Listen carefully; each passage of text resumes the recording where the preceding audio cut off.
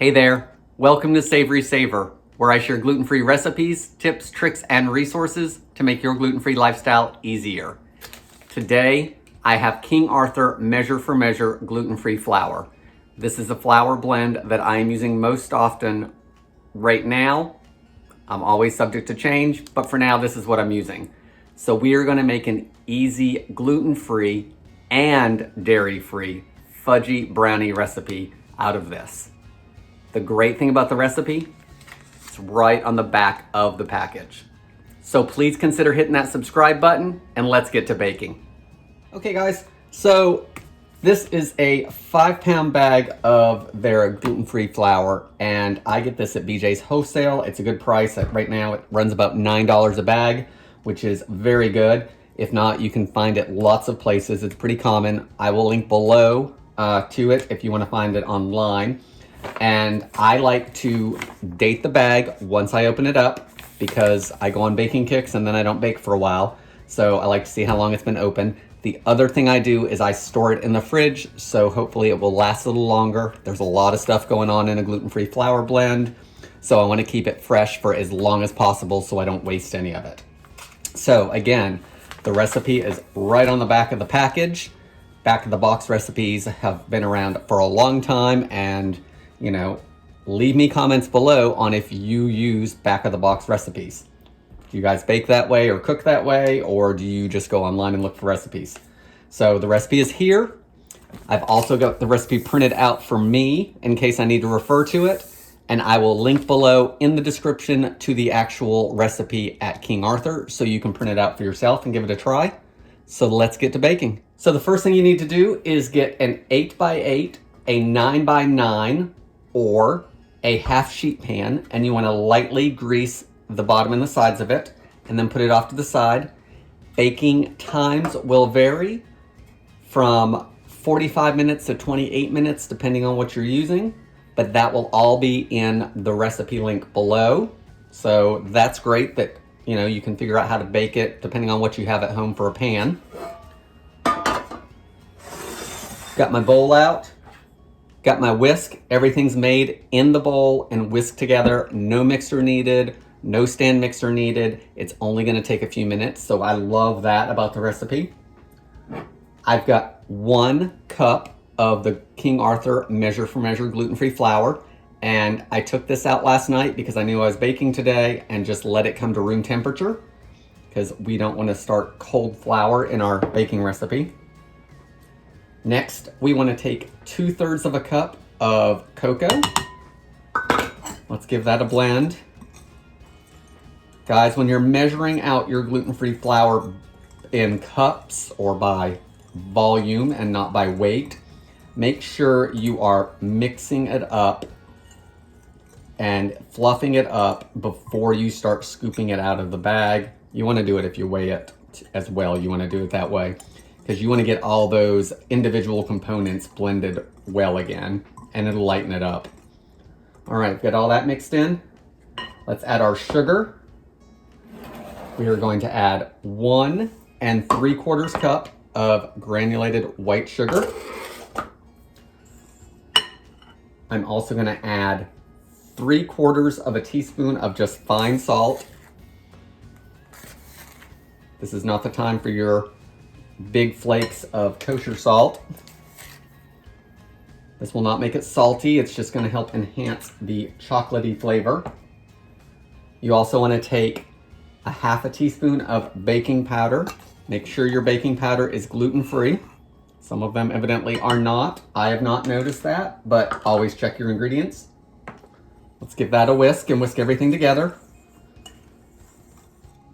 So once all of this is mixed together, I'm not doing this today, but you could certainly add 1 to 2 cups of chopped nuts or chocolate chips, anything like that that you wanted to add as a mix-in at this point. Then you want to add your liquid ingredients. So we are going to add 3 eggs.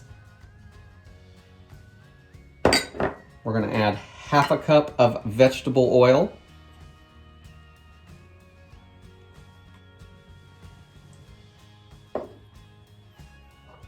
And we're going to add 2 tablespoons of water. Then we want to break those yolks up and get everything blended together well. You want it nice and even. Everything should be the same color. You shouldn't see any streaks of anything. Everything is whisked pretty good in there, so now I'm going to take my spatula and finish it with that. Now that the eggs are broken up. You may want to break up your eggs first before putting them in here, or just crack them right into the bowl if you're that type of baker.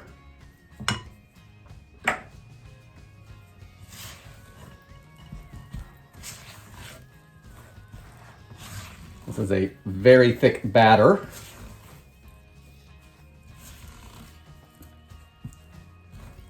One thing I usually like to do is preheat my oven after my mixture is done, whatever it is, just to give stuff time to hydrate. This is pretty thick, so I think I'll turn the oven on now since I'm almost done mixing it. So you want to bump your oven on to 350 degrees. So I will let that preheat.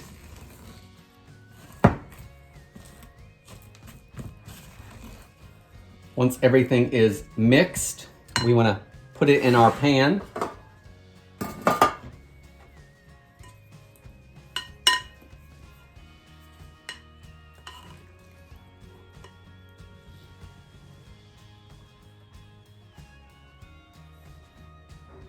Once everything is in your pan, smooth it out as best you can.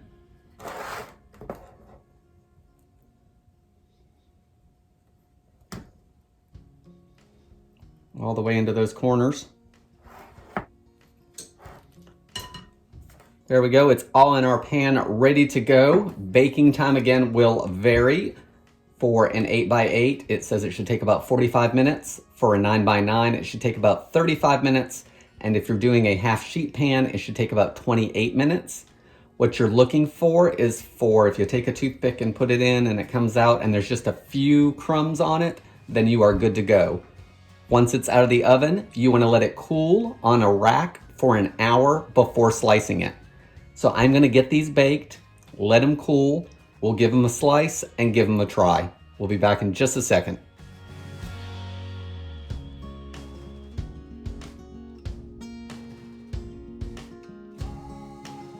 Okay, y'all, I'm getting ready to edit this video and I've recorded it multiple times and it's not there, the finished product. So I'm gonna show you now, but I'm actually not gonna taste them because I've had 2 or 3 of these already today and I don't need any more. So let me show you how they came out. These King Arthur gluten-free brownies actually did really well. They stuck to the bottom of the pan more than I would have liked, even with greasing the pan. So make sure you grease the pan or maybe use some parchment paper on the bottom to make sure they don't stick. The other thing, cooking wise, they took the full 45 minutes for an 8x8 pan. So I checked it 5 minutes shy, they weren't quite done. So another 5 minutes and they were good to go. I let them cool on the counter on a rack for an hour, probably a little bit more, before I even cut into them. Once I cut into them, you can see the bottom, I think, anyway, there you go. It's pretty fudgy on the bottom, crackles on the top, just like regular brownies. As far as taste, they are fudgy, they are chewy, and they do not taste gluten-free. I don't know how long they're gonna last. I do have them in a airtight container. They'll probably last for a couple days, I would think. I've got wax paper in between the layers just so they don't stick to each other. Guys, this is a recipe you need to try. Right on the back of the package, I will also link below to the website version if you want to take a look at it there. All the ingredients are down below. I hope you give this recipe a try. Thanks for watching, and I'll see you on the next video.